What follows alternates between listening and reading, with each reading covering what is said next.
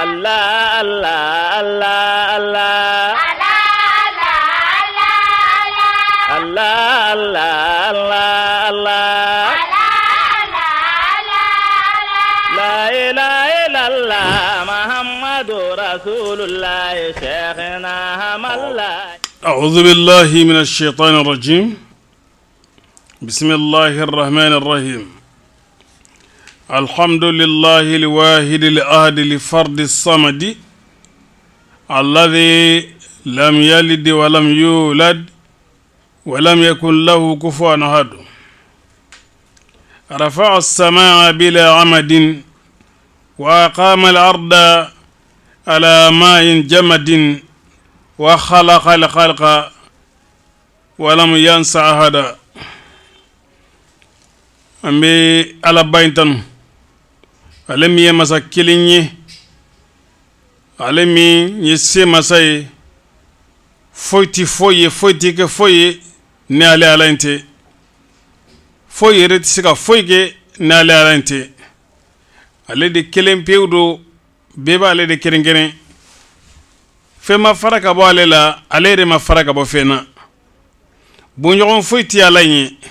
jinyogon foiti alayna ale kelen pewde ya ka sankolo korda kasro ntlemoto akro ka dukolo insigi jika jimi simbilendo ka danfe unda amanyina danfe foyko wa ani danfe majje ka danfe unda kumana ni bikma ale ala inga makangutuka iba foko huwa Allahu ahadun akelen don filanantala الذي الله كمانا وقل هو الله أحد بفضلها يا ربي لا تنسى هذا أما جينا لا لين فيه أكان كسي أكان تانا أكان دمي أكان سترة أنسين لمبي على إنديكا على إندي كورتا ليدو كورتا فين بلا جلينكا سيب على دي جيون تالي على إنديكا كرسك بيبولي jon bela jelen kan danfen mana femi soro abele jelen bora ale ala ine yoro ambajina ale ala infi akantike umina kabo filisiraw kan katro kana siratige uma amajina ale ala infi akankisi kabo koronko bela jelema ani kabo dimingo bela jelema wa ashhadu an la ilaha illa allah ambi sheria ko mafoiti batu chinga نالي على إندتي أتيتك راجيا يا ذا الجلال ففرج ما ترى من سوء حالي ألا نانيما أني جيجي بعدي إمي كلانجا مساي إيكا فين كورتا كبانكا نيني بولا كمين الله لا جغولا أصيتك سيدي ويلي وجهلي أصيتك سيدي ويلي بجالي وعيب ذنبي لم يخطر ببالي أني كتا جيرلا كتا فيليتش جوبادو دي جنوب لبو وتيكا جنوب كلاو دسكونا كسرو جنوب كلاو كان غميري كو جنوب دلا إلى من يشتكي المملوك إلا إلى مولاه يا مولى الموالي amba nyesin jonuma amba njigida jonika ni alate e ala ndi ya njigida roy ed ya ko semeroy mo bu jigida fengora minunga ngalonga lu fana jigida roy edi fawayli layta ummi lam talidni wala usika fi zulami layali alika bonebe ni kutalikela alaka ikisi noti ni fatura kutalika hari bakunga ni wolo ni kunya do kafoko Allah tabaraka wa taala foiti dugwala ikundina kuta dibula wa ana ubaiduka abdu su'in ببابك واقف يا ذا الجلال نفلني كدلا كتاب الدلابا نوي أملك مسيرة منك مصطفى مرادي دكتور مصطفى مراد mana kulliyatu da'wati jami'atul azhar misran kado mana kulliya karamodo do ala de biga nin don gelin dani ci ko ala fa in afaita ya rabbi fa inni muhiqqun bil azabi wa bit takali fa in aqabta ya rabbi fa inni muhiqqun bil azabi wa bin nikali wa in ta'fu fa afuka artajihi wa yasunu in afauta an qubihi hali ako ni iya farama ako ambo de jigya ni ki ba mina fana an ijodo de ngani ya farama ambe ga ya fada jigya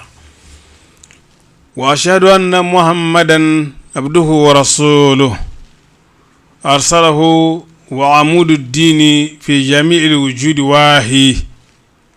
wal arabu بين مناظر ومكاثر ومفاخر ومعاد ومكافه ومباهي مشيديا كفو محمد على كجوندي aka kirado alaye muhammadu ci kasoro odonin kama dina josen dan fe fa bela jelefe ala fule kudo alabe muhammadu ci dan fe to bela jelen kumbe tlalamina asukunte dina tleninka dina kulla fulembe du kolokan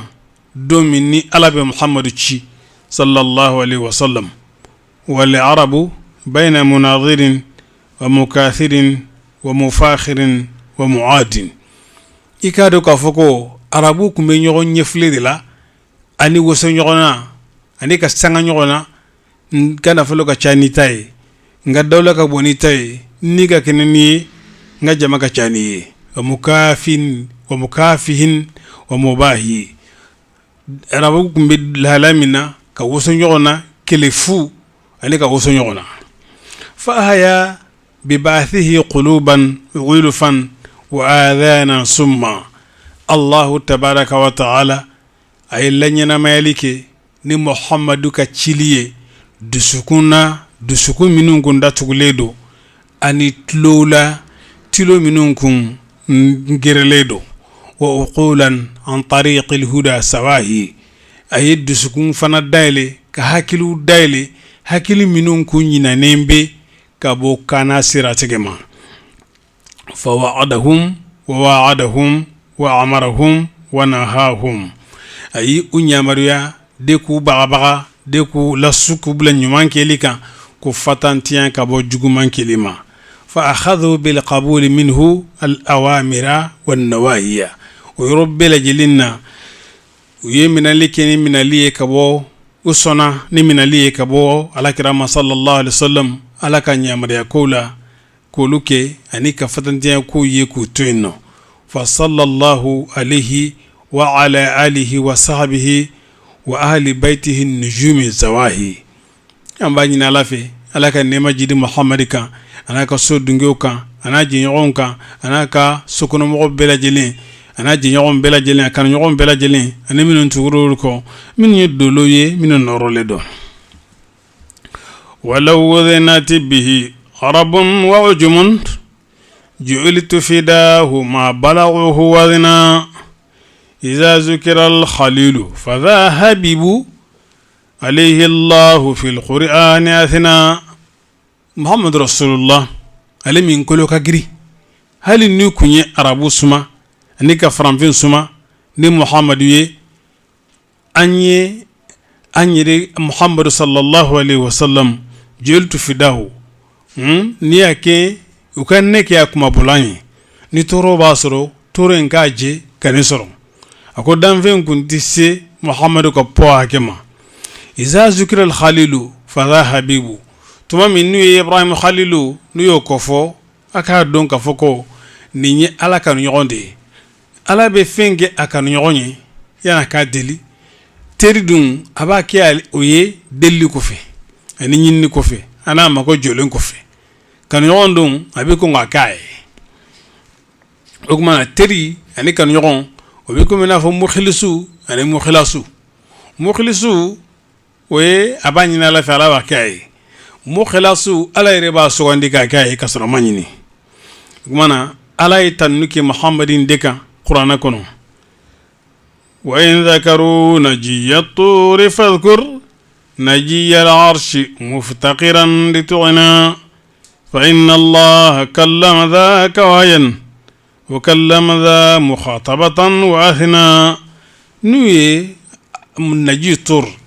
anka tanuni anka kisini tanga wa bikata kiraw bela jilema annabi man bela jilema Musa alayhi salatu wassalam ni Ibrahim alayhi salatu wassalam ala ka nema ne kisi jidini bela jelenka ubeka bunya be manton bela jelenyoro kuma wa kala mo nunum be kun islamawdi Isa Musa Ibrahim abbe kun islamawdi kafara kirato bela jelenka kuma nanga kisi be katu bela jelema ubela jelenga bunya dafalin be nyoro sabu nunde danfe lo nyumai ulde kafsan danfe bela jelenyi kumana nga ala dire de ko qur'ana kono ko kiranno faddalna ba'dahum ala ba'd ku yidof sa doyi kumana mba fede aka don ko ala e anger segdo nin kira bamina ale de kafsan ni kira to bela jelenyi kuma in foku nyoro ndoto layinte na asili ka to kira to ma anga don nu ye tour sina kulugun nyon fo e ka singa la rashi gun nyon fo ناصر موسى يا لكم من غطور سينا كلوكا محمد رسول الله صلى الله عليه وسلم علي على من يغنى لا رشيكا إكادو كفوكو ولو قابلت لفظة لن تراني بما كذب الفؤاد فهمت معنا فموسى خر مغشيا عليه وأحمد لم يكن ليزيع ذهنا ni eko lantarani ni ala ko Musa ma ko etini o ni obla ala ko qur'ana ko Muhammad ko hakela ko ma kadhaba al-fu'adu ma ra dusugu minyi amangalo fo wala iba difference pardon flani yonche ma sugonde len flani ma fasangunti flani ibe adon ka foko faranfasiya badebe oni yonche Musa ale bina akirne mami ni ala fenjira la nayuye nga Ahmadu ma dha al-basaru alinyi may keleku amati ma ka fulele keroka ni mbela jelinyi wala na de ka dima ka foko ala soni di Muhammad rasulullah sallallahu alaihi wasallam amma nyondi d'investissement wa in zakaru Sulaimanan bi mulkin فهذا بالكنوز وقد أردنا فبطئ مكة ذهبا وأباها يبيد الملك واللنزة تدفنا نياجرا كفكو فنغا ديرا سليمان ما أكادون كنا فلو جرا لا كرالا nga kiraya kanu ko abike nabi min fantanye kake majigi baye e fantanye de sugandi fama yakan jie puru ka surunya kata alama o suru majiginde kunnana okumana wa yakudiru dauda labusan yaqi min ittiqa'i libasihi sina fadiru muhammad alquran lamma tala wallahu yasimuka tim'anna ni uyajira kafoko nabiullah daud alayhi salam ko Dawuda kasr lefani ofsontiena na qur'ana kunana fem bado bonya baye o be Dawuda tanga kabo kelegelema ne kabo neneuma nga Muhammad rasulullah sallallahu alaihi wasallam alika duluki kira qur'ana tumami ni alako wallahu yasibuka minan nas mugudukum be Muhammad rasulullah gardi tumami ni jigina ako gardu ma akngolobo ko ita ko garuma ko ta ko kacari ko ala intanga wa kullu limursalin yaqulu nafsi wa ahmadu ummati insan wa jinna wa kullu limursalin yaqulu nafsi wa ahmadu ummati insan wa jinna kirawu bela jelin qiyama juduna bela jelin ba foko nafsi be ba foko nyere bakun be bi yere de nyini kiyama jodona nga Ahmadu walibi mfo ale foko ummati ngamanton wa kullu lambiya buduru hadin wa anta shamsu akmaluhum wa ahana nabiyan bela jelenye nabiyan bela jelenye budoro hadin kana ka kalowi kana kalo jewde nabiyan bela jelenye be mo blasra we mo kanda nga muhammadu sallallahu alayhi Allah ede dafalembe katamo bela jelenga ede ahana ede be mani soja katime bela jelenga bari kadaka Allah tabaraka wa taala ay kalo wele ko nuran ay kalo wele ko noro Allah tabaraka wa taala ay tle wele ko qamara muniran ay tle wele ko shay ato sirajan wa hajan ay tle wele ko sirajan wa hajan me alay muhammadu maqankutini jumanye ako sirajan muniran ay muhammadu ke siraju muniru oye kalo ka makangutuye siraju oyetle ka makangutuye ay mangutu flame faranyonga kade aka nyogo mano muhammadu rasulullah sallallahu alaihi wasallam kake sirajun muniran non de menego ambina kuma kiraka siraka muhammadu rasulullah joni amina kuma odekan bari ambi odonde labi muhammadu rasulullah nanko ambi kuma lekan iti danfen si soro du kolonye kan danfen foitino ko valeri min soro la muhammadi ko nyogon soro la tigla mai deme mi ni kerenkere ni min soro la muhammadi ka diama iti danfen si soro min nyogon dira oma ikado ka foko dangana mi ni kibi segelike ni kibi konyenyinunke ikado bi mi soro muhammadi ko kola sallallahu alaihi wasallam iti osoro danfen foyi ka kola kumana ala kira sallallahu alaihi wasallam alimana jom minun darala minun chentirana minun tugrako uye bunya min soro onyon ti soro mabere no fitugulila ala kira kasira kalani sallallahu alaihi wasallam ikado ka foko fendon femin nafaka bon fendon ni ambe nyanama nay kumana sirain adnyanyi ni na nyedoni obe wajibi ya silama bela jelenkan yala sayne ladegi ni ka kira banyi sallallahu alaihi wasallam ala kira sallallahu alaihi wasallam abinyina fi la bela jelina anga sirain anga nyini mungama akungacha amba fo forfulo in annaha tumassilu as-surata al-amaliyata li'aqidati al-islam li'aqaid al-islam wa shara'ihi wa akhlaqihi kira ka sira indi bike sabuye ka imazi jira kalambagala bara fanfelala yalasa silamaya ka hakililaw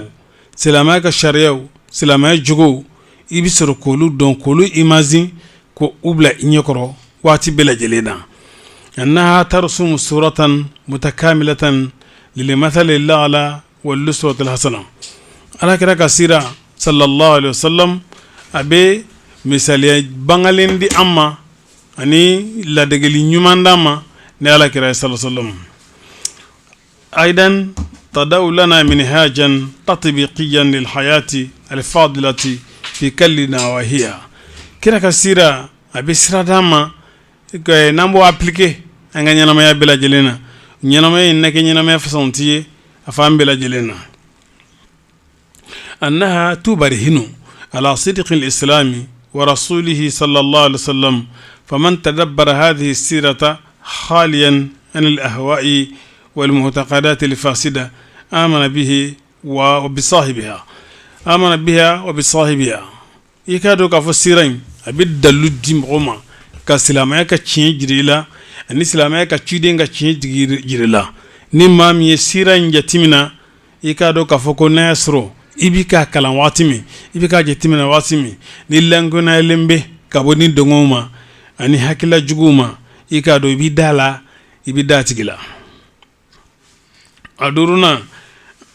anta tadammana alhadi an-nabawiyya wala sahul lilmu'min iman duna mutaba'ati hadihi sallallahu alaihi wasallam ikado kafoko siran nafado fanay ala kidaka kanani sallallahu alaihi wasallam ala kidaka blasralu sallallahu alaihi wasallam ibiolu don ka tugako bari atisa limana join fiu limana fo itisa limana join fiu fi ka tugu ala kire ka kananu ko sallallahu alayhi wasallam siran bi taro jumai ataro kacha siran taro fulfulo alquranul karim qur'ana ban ala kire ka sira bita yoro fulfulo mi yo qur'ana de barika daka soran caman be no mu be qur'ana konnana ayan caman nana olu konnana kabo ala kire ka kelewma kata aka kelewnu ane kominu sidra ani min kera ikado ka foko o caman be qur'ana konnana suratul ahzab fulani ibda sur caman bo konnana adatul ahzabi o be suratul ahzab konnana bani nadir amba fu me ko suratul hashir ikado ka foko hudu befo ikado hadafan ko caman mi fo no tafsir caman mi kenno bani nadir ka kelew bi kenno suratul anfal wa fo ma ko badri kele sura badri kele o bidon suratul anfal ko nana ikado sira atayru flana wa yala kire ka sunnay no kire ka hadise wi sallallahu alaihi wasallam ikado ka fogo kire ka sunnay kitabu caman be no minun kumana sira inka hakada otemenengo kitabu wero be no ko kutubu shama'il al-muhammadiyya ala kira ire akechoko ani kutubu dalail an-nubuwa ala kira kan nabiyya kitabu sira mbiye o belajelen konna ikado ka shama'il al-muhammadiyya li-tirmidhi wa dalail an-nubuwa li-bayhaqi wa li-abi nu'aym kira ka sira bita nimbela jelen kono barna faro ko sira kuma minun sala ani kuma minun nyana olu de bi nyini ko lu frañon kan olu de bi siray ni ambora yinno amina domin kono odi muhammad rasulullah jondo ambe wala ndafulo ni mi ay foma ko al bitaqatu al muhammadiyya muhammadu sallallahu alaihi wasallam aka adressé jumai comme na foni ko bi maga 40 kala identité ni bo kala identité ni angambe muhammadu ka identité kala bela jelenka alami bela jelenga nafanai ode muhammadu ka identité anya daile sallallahu alaihi wasallam identité adressé muni al ism muhammad bin abdullah bin abdul muttalib محمد بن عبد الله بن عبد المطلب أتغدي محمد أفاتغيكو عبد الله أموكتغيكو عبد المطلب نوي أفافاي مانا أبايركو فاي عبد الله وي عبد المطلب دين قبل جمعين دو الله كرا صلى الله عليه وسلم أبورا قبل منا أيفهم أكو قريش بري إيه أدون كو الله كرا تغي محمد أفاتغي عبد الله بن عبد المطلب أم وكتغي عبد المطلب بن هاشم أكا قبل قريشي أسجيرو يرجماني مكة أبي ويلي محمد رسول الله أبي ويلي تغجوين لا محمد رسول الله أبي ولي الصادق الأمين بكم بعد دون ني أودي وبي فما دومي ويسر كراتي أمين يفوي الصادق الأمين جوغني نيو ولو بلا جلينيا ويلي نين توينا كسرو أما كراي فلو بل كراي أسيسي لنكو سامبينا نيدي يعني كاسيسي sambi nani ma kira kunte akumachi okumana juguni niu obela jele jamu mindala o jamu de ko as-sadiq al-amin akabunya ni todu kuma la jengeni to ko de ko abul qasim adenke dobe ko qasim oba bunya no ode ko qasim fa kira sallallahu alaihi wasallam a batgo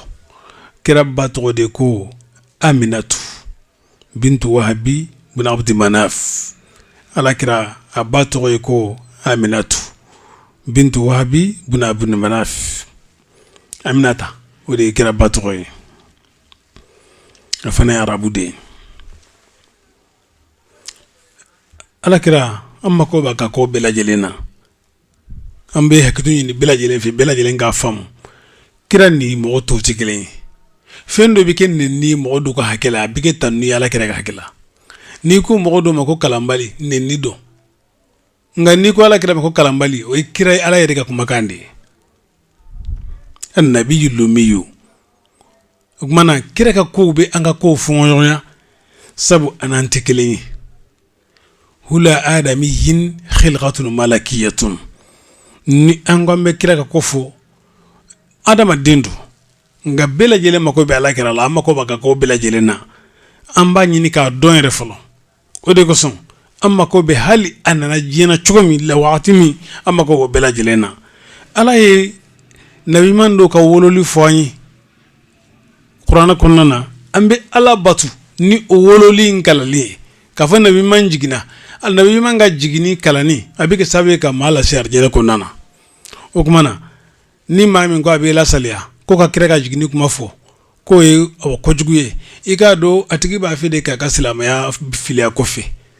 bari kadaka ale ba don tiki cho ka fa ala yi an kenki ka ale ala yin batu ni nabi man ga jigini ko kuma foli ambi ka ala batu nae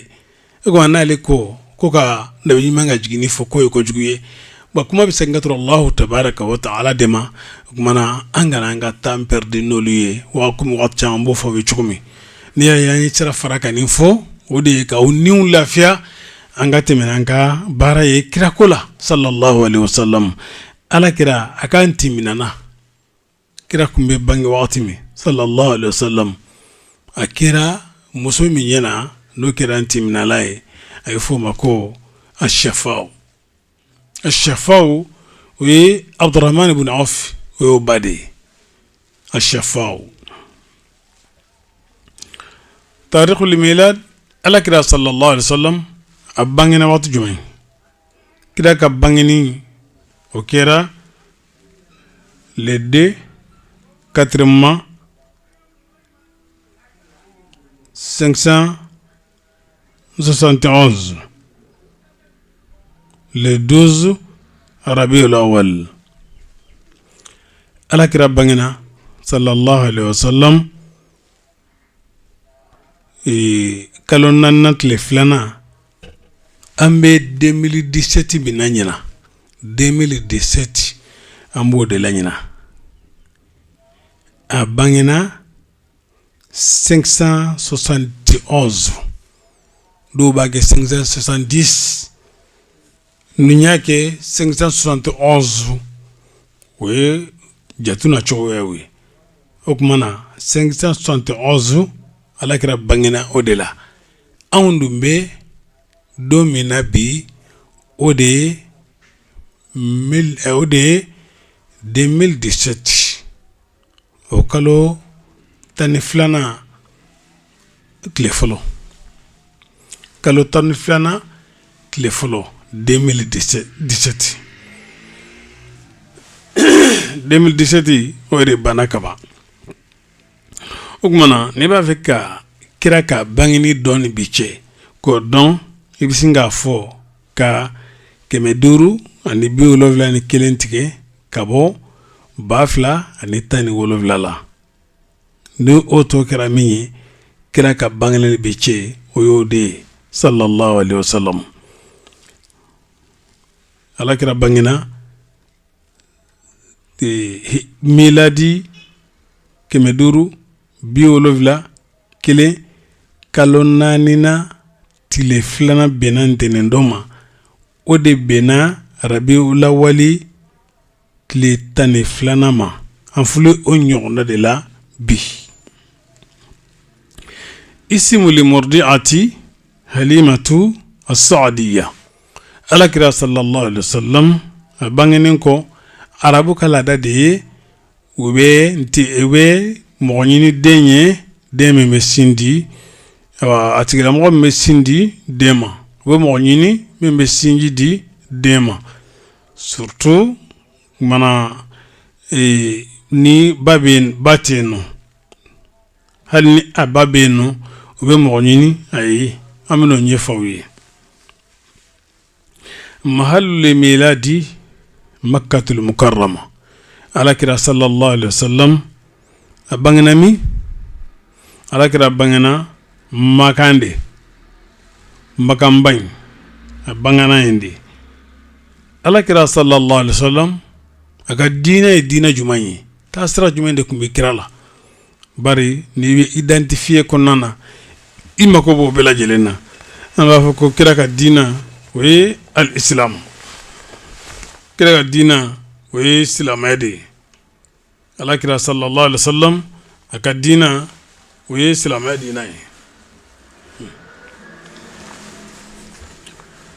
silamɛya diina naam kira ka diina ye silamɛya diina ye o kumana alwazifatu alakira sallallahu alaihi wasallam baarada jumɛn de kun b'ale la a ka baarada ye baarada jumɛn ye o de ye nabiyun wa rasulullah sallallahu alaihi wasallam alakira ye ala ka nabi ɲuman de ye ani ala ka kira nabiyullah wa rasuluh kira ka baarada o ye laseli de ye allahu tabaraka wa taala ye a bila o baara min na ala ka nabi ɲuman do a ka kira do alakira sallallahu alaihi wasallam a kun bɛ baara kɛ min a sigilen kun bɛ min walima a kun bɛ baara kɛ min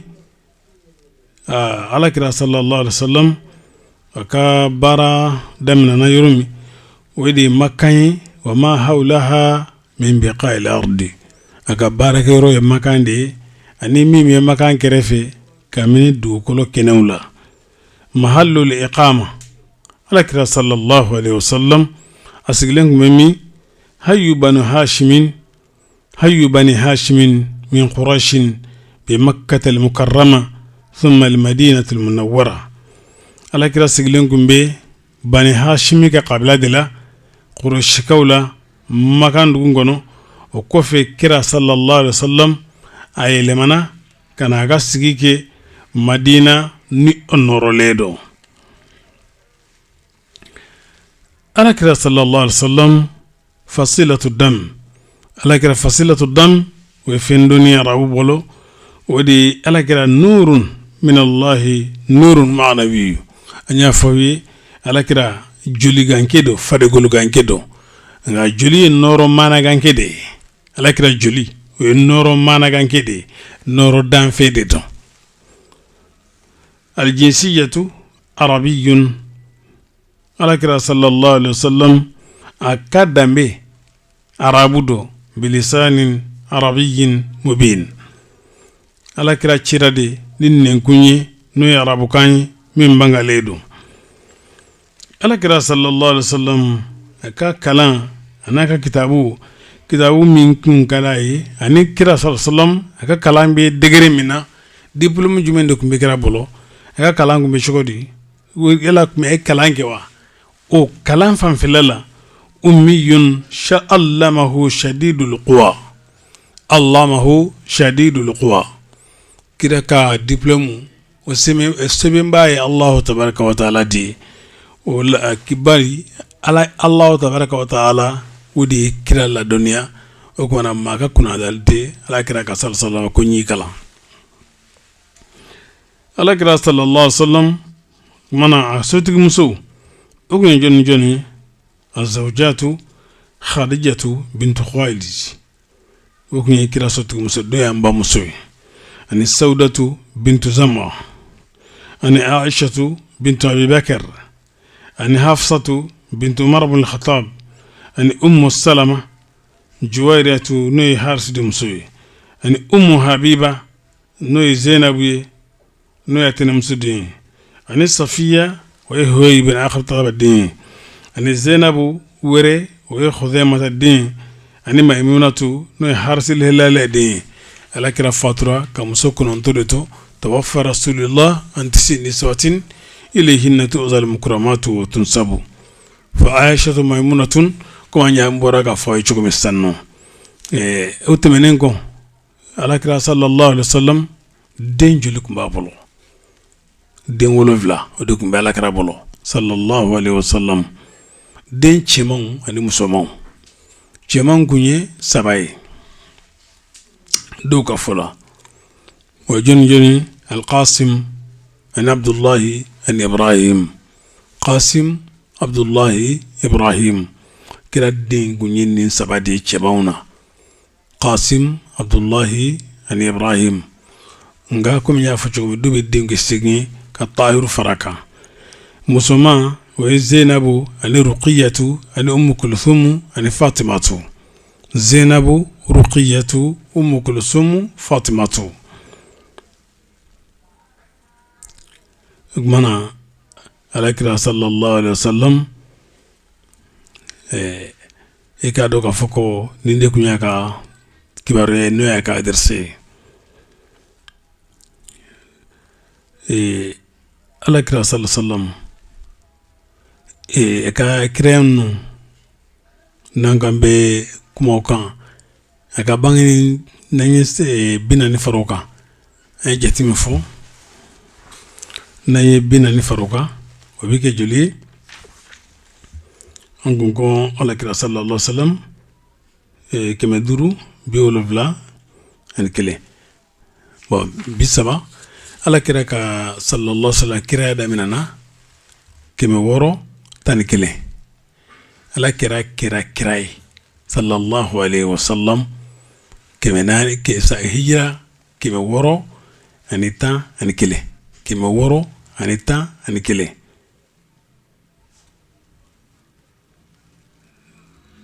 okoro sambinani ka konka kirai ala kira sallallahu aka wulo sebe do aka nisansi o bora odela mana odamina na odela raqm albitaqa kira sallallahu alaihi wasallam aka bangini seben ika do ka fo numero men sigilen baka ode mugani duruye kira ka bangini seben min sigilen baka angun ko carte d'identité mais korore ka adresse complet o min bodi identifier bola mais enanga soma licence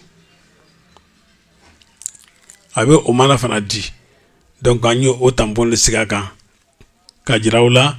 ka foko kira sallallahu alaihi wasallam aka lettre sebin numéro men siglen baka o mugan durde o koro kiraw ka mugan durna de do ala kira sallallahu alaihi wasallam adadul anbiya'i minhum fora qur'an kono anka modema ya fam nabi mon jati mogoto don me kira minun nili manabi wajibi anka nuye o kira mugan durude kuma bo kalama chukumi o kira mugan duru o mon durna de muhammad rasulullah sallallahu alaihi wasallam o kira minun nango kira mugan duru abi chenye anka ulu togo fawi bari ambe kene minka o kono ko kan Allah tabaraka wa taala minye o kranunchi ami folo ka le togo fo odi wallahu la ilaha illa huwa arrahmanu arrahimu almaliku alquddus السلام المؤمن المهيمن العزيز الجبار المتكبر الخالق البارئ المصور الغفار القهار الوهاب الرزاق الفتاح العليم القابض الباسط الخافض الرافع المعز المذل السميع البصير الحكم العدل اللطيف الخبير الحليم العظيم الغفور الشكور العلي الكبير الحفيظ المقيت الحسيب الجليل الكريم الرقيب المجيب الواسع الحكيم الودود المجيد الباعث الشهيد الحق الوكيل القوي المتين الولي الحميد المحصي المبدئ المعيد المحيي المميت الحي القيوم الواجد الماجد الواحد الصمد القادر المقتدر المقدم المؤخر الأول الآخر الظاهر الباطن الوالي المتعالي البر التواب المنتقم العفو الرؤوف مالك الملك ذو الجلال والإكرام المقسط الجامع الغني المغني المانع الضار النافع النور الهادي البديع الباقي الوارث الرشيد الصبور سبحانه جل وعلا كرو من السؤال توما وكنوي اللي منا بواجبين كرام مني أنكا أبي واجبين أنكا اللي منا كرام بلا جلين محمد رسول الله صلى الله عليه وسلم ودي كرو فلكم من يافو اللي لبعين أسماء الأنبياء سيدنا آدم عليه السلام سيدنا إدريس سيدنا نوح هود صالح إبراهيم لوط إسماعيل إسحاق يعقوب يوسف شعيب أيوب ذو الكفل موسى هارون داود سليمان إلياس يونس زكريا يحيى عيسى محمد رسول الله صلوات الله عليهم أجمعين وتسليماته كرام وان درومي نيلي مانا بواجوا نوي أنفلكو لجاتين إنشوالا نمبوراي أمبي جيمي دوني ديكنا سي على كرا تغوما صلى الله عليه وسلم تغنون كتشانغ أمبي ولكما بوفوي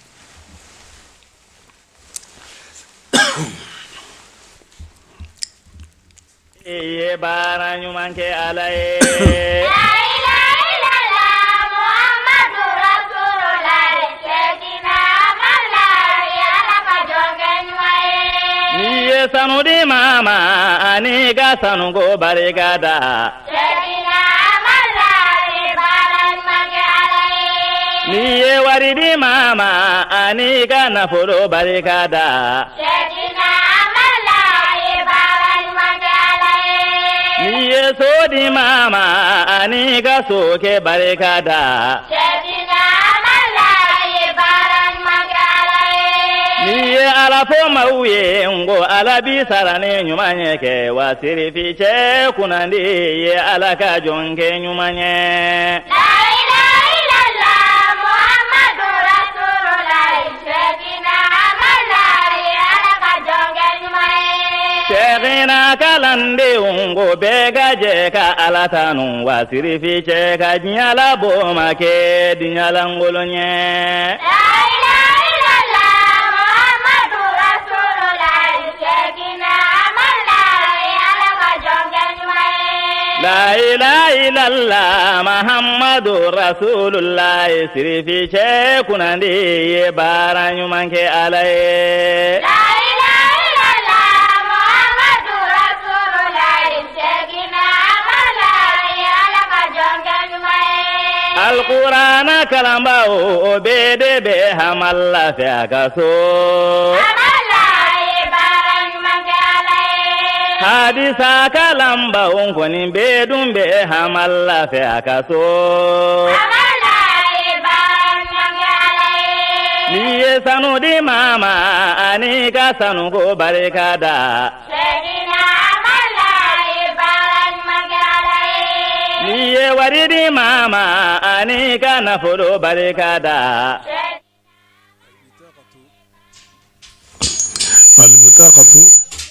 البطاقة المحمدية الكاملة.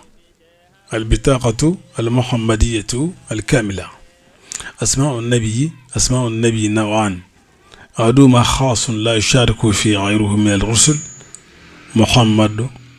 أحمد، عاقب. على كرا صلى الله عليه وسلم أتغديك محمد، أتغديك أحمد، أتغديك عاقب، أتغديك حاشر، أتغديك ماهي، أتغدي متوكل، أتغدي النبي توبة، أتغدي النبي الملحمة، أتغدي النبي رحمة، أتغدي مقفى. إكادو على كرا صلى الله عليه وسلم أكوكو عليه محمد، عليه أحمد، عليه ماهي، عليه بكافرة تسيقى بويني مامي، عليه هاشوري ما بيدالا جميع سنتكك.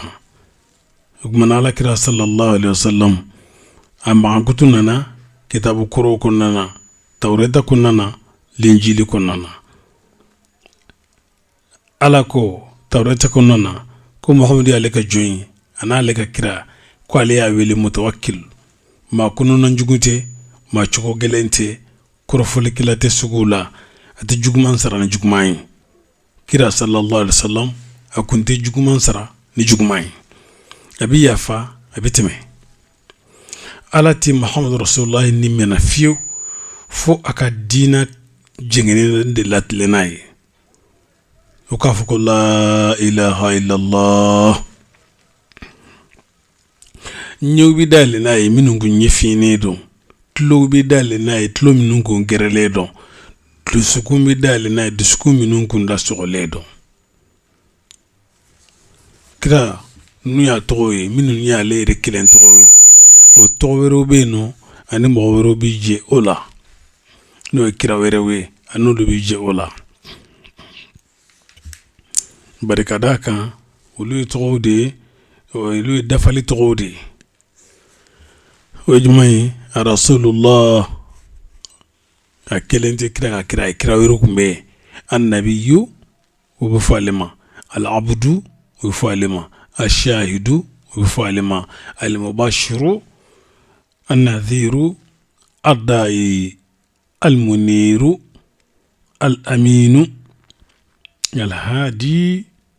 الصادق الفاتح المذكر الرحمة من بلد جديد على كرا صلى الله عليه وسلم على كرا الدهوكو وفنا بفاما نغمي دهوكو نقطالو دوبو فرانيونكا ko uti kileya kile wakati abi yele miseninke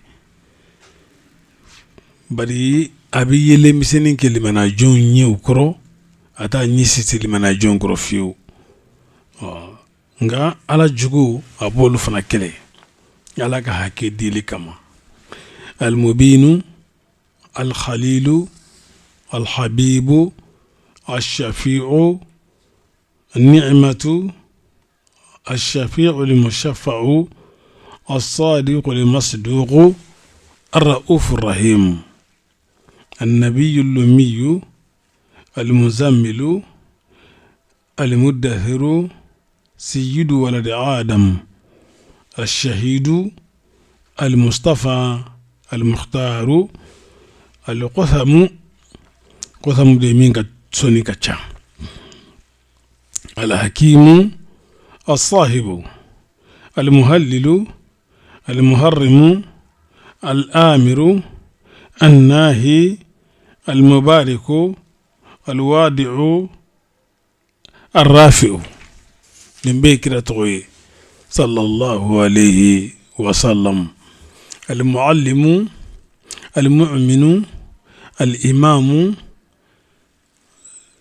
الطيب الكريم قاسم البشير الذكر المهاجر العامل النقيب نيمبي كرا تغويه حكمنا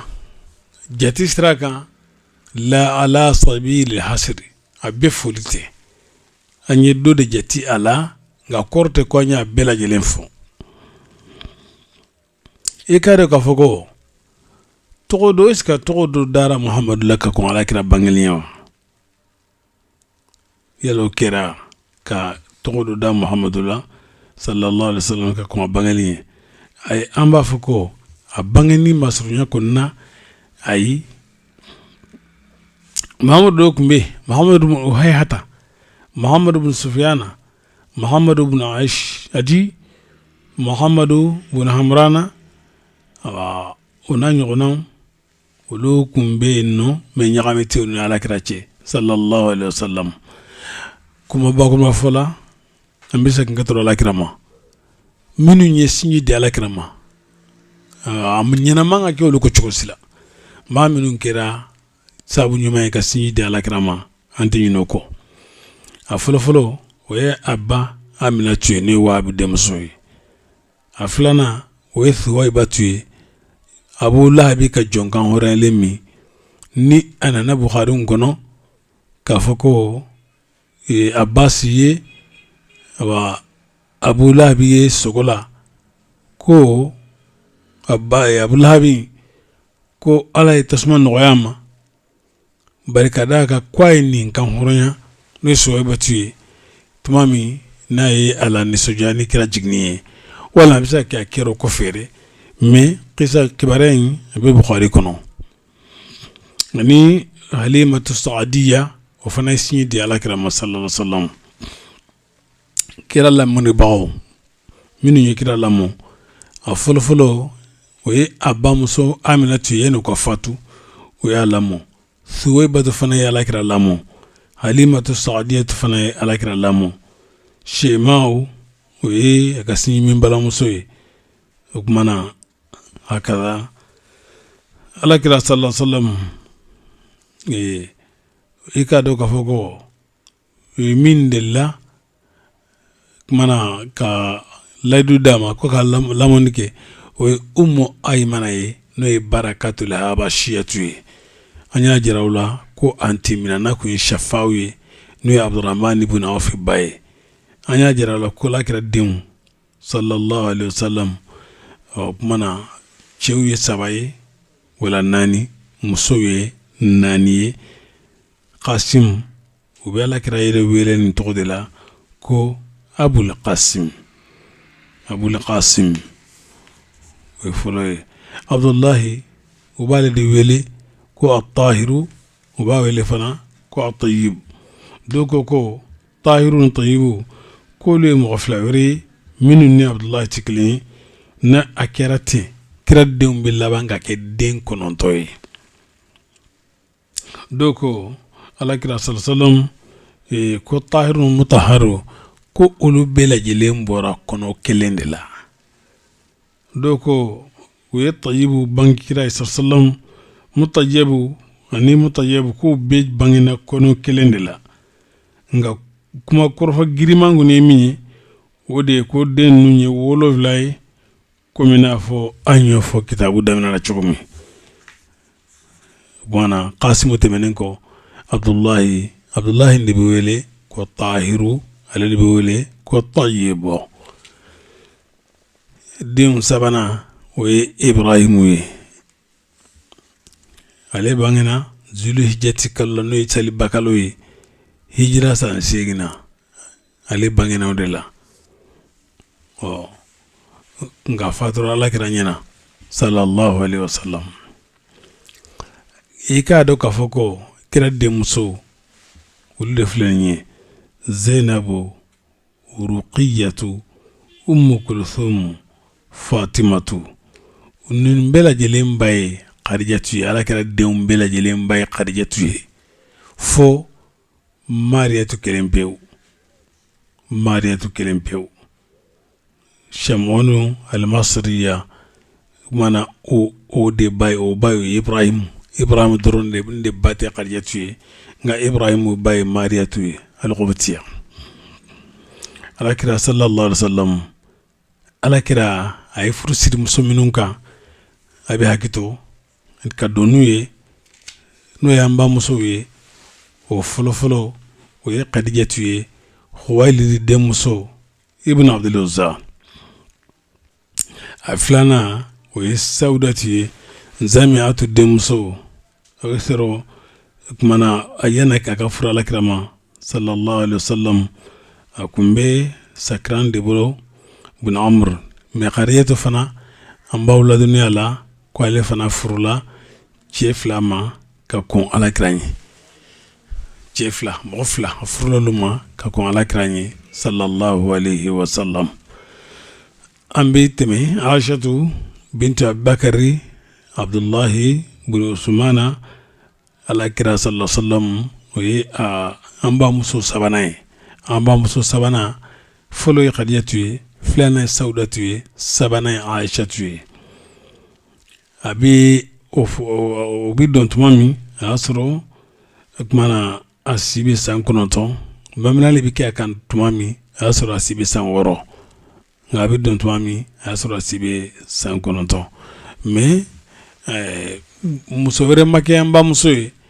ka to denmisɛnya la fo ale de o ye sabanan ye. Naaninan o ye Ummu Salamata ye. Ummu Salamata a bi Umayyata o ye o denmuso de ye. A ye fɔ a ma ko Hindu. Hindu de ye tɔgɔ yɛrɛ ye nka u b'a wele ko Ummu Salama. Duurunan o ye Hafsatu ye. Hafsatu ye Umar ibn Khattab denmuso de ye. Nka ale fana kun bɛ Khunes ibn Zafata bolo a Sahmi a fatura k'a to. Wɔɔrɔnan o ye Zainabu ye bintu Jahshin. O kumana o ye wɔɔrɔnan ye. Wolonfilanan o ye Juwayriyatu ye. An ba muso wolonfilanan Juwayriyatu.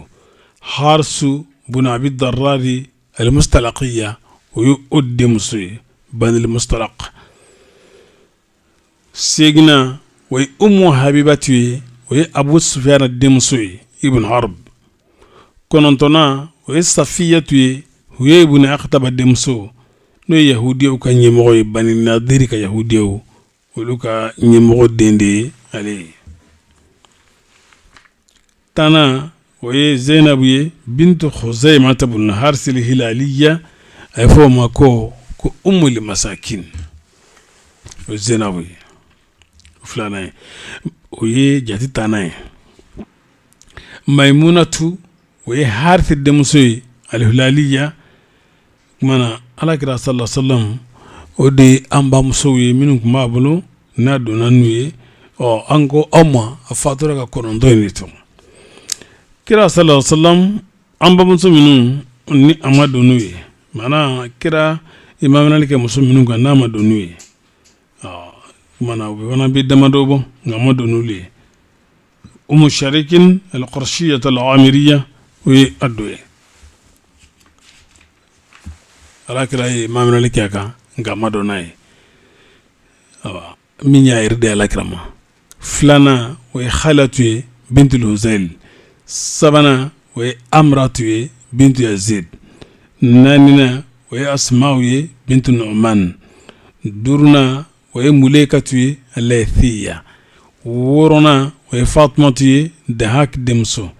Wolonfilanan o ye Aliyatu ye Zibiyana denmuso. Seginan o ye Qutaylatu ye Qaysi denmuso. Lashash ibn Qash balamuso don. Kɔnɔntɔnnan o ye Sannaw ye Salti denmuso.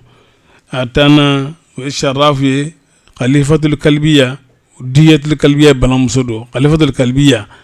o denmuso don. Tani kelennan o ye Layla ye Hakim al-Ansariya o denmuso don. A tani filanan o ye Ghifari ka muso dɔ ye. O kumana a ye akidu kɛ minnu kan a bɛɛ lajɛlen bɛ kɛ 23 ye. A donna ni minnu ye an y'olu fɔ. A fatura ka minnu to an y'a jira u la ko o ye 9 ye. Kumana min fatura k'a to an y'a jira u la o ye Khadijatu ye Khuwailid denmuso ani Zainabu Khuzaymata denmuso. نعم هكذا ومات منه قبل الدخول 2 باتفاق وقت دية بنت الهزيل أنفلك مسلمين جاتي فلافنا فاترة ككون دونية ولوكا دون باليا ساوية فاترة دي أكمل أكمل بكرة فلا على كلا صلى الله عليه وسلم جموس دو فنك مابلو جموس دو كمابلو جموس ناني مارياتو أني ريحانة أني دوري زينب بنت جاش يكون دوما أني دوري أيو منا أيو سرو ينام من الله على كده صلى الله عليه وسلم يلا بلما دوك بابلوا أي بلما فاني با وكنت على كده الله بلما منو بكرة لا ولي من الرضاع أنا منو يمسكلين شيمي كده منو يمسكلين شيمي ولكني بلما ويه على كده صلى الله عليه وسلم بلما فلفلو سيمينا وي أبو سلامة عبد الله بن عبد الله السدي المخزومي أبو سلامة وكنيه أسنجي أسنجي من يوم بالماء أفلانا ويا حمزة بن عبد المطلب كرا يربينا كده كنيوي nga ofanaye abalma esimi na fana halimatu saadiya deni sinjidi numbela jelema ala kirani mana bina kebe abalma sabana sinjimina we abu sufyan abul harth de abu sufyan abul harth otebun harbi ne abul harth de ibn abdul muttalib we kira bina kidende ni abu sufyan do intikle ananina we abdullah ibn harsi ay fo mimma ko abika bashata halimatu yredde denke de we halimatu yredde okmana duruna we anisa tuye abika bashata demse dio fanaye worona we khudama tuye ay fo odema ko shema o shema ya bi welo de la hawazina kaw jaman na le abe qisa mi mede o yeninde noy jusamatu en fa dima ko shema mboda ka fassa al-islamara do ba wele ko huzafatu woloflana o ye maruhu bunsowe bata noy abe la bi ka jonkan honale jomso kan honale o denge fana ويكرا بالماي من الرضاع نمبراي على كرا صلى الله عليه وسلم أبنا كيو فناكم بينه أعمام النبي صلى الله عليه وسلم وأماته أبنا كيو أنا تنمسو ولو فناكم بينه أمبافكو أعمام النبي صلى الله عليه وسلم 12 كرا بنا كيو كنيه مغوطان أني فلادي بناكي تاني فلادك مابلو حمزة عباس أبو طالب أبو لهب الحارث الزبير المقوم ضرار قثم عبد الكعبة عيداق أوام nga masima islamiyya abina kinu nafu mugfla hamzatu ani abbas kila bina kew mogotan fla de kundo tan sima islamaya min islamara we mugfla de o mugfla into we hamzatu ani abbas kila tenemso ulukunye mugo seginde safiyatu atikatu waburatu أروى أم حكيم البيضاء أميمة نغامين سلاميرا ودي كامينونا ويصفية تندي دوكو أكواري وافنا سلاميرا كرتنا مسولا على كرا صلى الله عليه وسلم أنيا جراولا كو بناكي تنفلاك مابلو كجراولا فنا ko tenemso woro kumbabulo amma ko be kawlu de franci yala lu na fa ko be chokoti bari ni an ko wa ni kuma bolo aka dongo ni kana fuko bela jelen be fala fa fila de on tulu jatide ay bela jelen be fala nga amma ko be yelo ko be bala wa be kunti bala amma ko fana la ko fana wasiya ala kira sallallahu alaihi wasallam abina kiwni atene muso o bo fan felala minum bora fatimatula nuy amur de muso ala kira afa abdullahi ni oyo o ba muso fatimatu e ka do ka fuko kira amma muso to de kunye ko fatimatu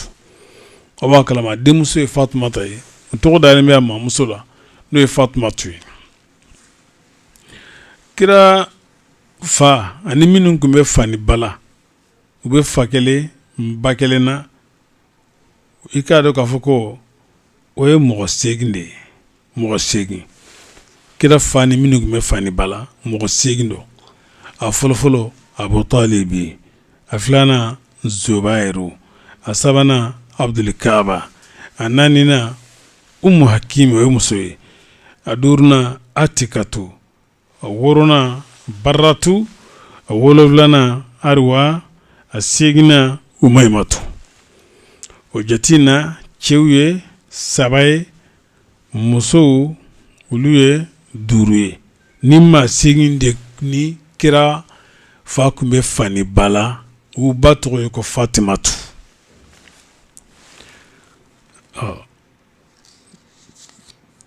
ikado kafoko minnu ni uti bala ulu batoye ko halatu we uhaybu din hamzatu no sayyidu shuhada'i ani muqawwam ani jahalu dogo hajilu do bawile ko mu'iratu ulu fana be bala ani khalkhalu fama ko mu'iratu ani awamu ani safiyatu okumana minu fana baye naqlatu wa dogo no telatu khababi bunu kalbi demso o ya basu ani darar aba famu ni ngonnana ka foko mo flami islamera kira bina kewla wulu shini kira fa kunti bala mba fe ko de fawi ani darar minu islamera kira bina kewla wulu shini kira fa kunti bala bari oye Abasi ani Hamza o Hamza tuni Abasi ulu ba kunti Fatima taye o melu yere mi fana do ulu fana kunti bakelena o ko fana fam Hamza tuni Abasi kunti bala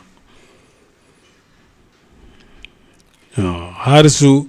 ode Abdul Muttalib dium bela kurbalenye ale ba to kunye ko Safiyatu ale ni Qusam wa no kumbe bano be bala kumana lubuna fana kunye musodo Abdul Muttalib musodo Abu Lahab mbade kunye lubuna ye Abu Lahab toje ko Abdul Uzza kumana ale kilende kumbe abala aida kun fana dugumbe kelen kumba abala no aida kun yere to de ko Mus'ab do yere ko bawele ko Nafalu uya wele ko aida ko barika daka alide kunye Quraysh kawla fana siriya donin kama alide kan Nafalu de kunga cha Quraysh fana la donin kama nini kunye Muhammadu Rasulullah sallallahu alaihi wasallam akmana abina kewe ana tenimso ambal mal salamu amba fika kene joni aw ye doni ni ala sonama ambe laben ki kata jumala nanjigna jumala amina signin kelenka bitlen be la jelem beke ni Muhammadu Rasulullah ka darsude ka di awma ayre jati kunganko ombe kumoka de ka suruka kuma aka tabulu aka la halayon insha Allah abina femme nin kalo in kɔnɔna na min bɛ anw ni aw bɛɛ lajɛlen nafa ka fara an ka sira fɔlen kɔrɔlen dɔw kan bari ka d'a kan sira nin kuma ka ca dɔɔni quoi u bɛ mɛn a kuma la an b'a fɛ ka nin fɔ ka surunya yalasa ka a faamuya gɛrɛ aw la gɛrɛ cogo la ni ala ka diɲɛ ye n'a y'a kanw ta a b'aw bɛɛ lajɛlen nafa ala k'an bɛɛ nafa n'a ye ala k'an bɛ sawa ma kira kanu ala ka o sabati an dusukun na ala k'an bɛɛ lajɛlen kɛ kira ka kanuba ye k'an fara kira ka jama kan diɲɛ ani lahara wassalamu alaikum warahmatullahi wabarakatuh. Ni taara worodugu la bɛɛ de ko hamala. Segina amala ye baara ɲuman kɛ Ala ye. Ni taara kɛnɛga mango bɛɛ ko Sɛk Hamala. Segina amala ye baara ɲuman kɛ Ala ye. Farajɛ ni farafin ko bɛɛ de ko Hamala. Segina amala ye baara ɲuman kɛ Ala ye. La ilaha illallah Muhammadu Rasulullah Shirifi cɛ kunnandi ye baara ɲuman kɛ Ala ye. La ilaha illallah Muhammadu Rasulullah Segina amala ye Ala ka jɔn kɛ ɲuman ye. Ni ye sanu di mama ani ka sanuko barika da. Segina amala ye baara ɲuman kɛ Ala ye. Ni ye wari di mama ani ka nafolo barika da. Segina amala ye baara ɲuman kɛ Ala ye. Ni ye so di mama ani ka so kɛ barika da. Segina amala ye baara ɲuman kɛ Ala ye. Ni ye ala fɔ maaw ye ngo ala bi sara ni ɲuman ye kɛ wa sirifi cɛ kunnandi ye ala ka jɔn kɛ ɲuman ye. La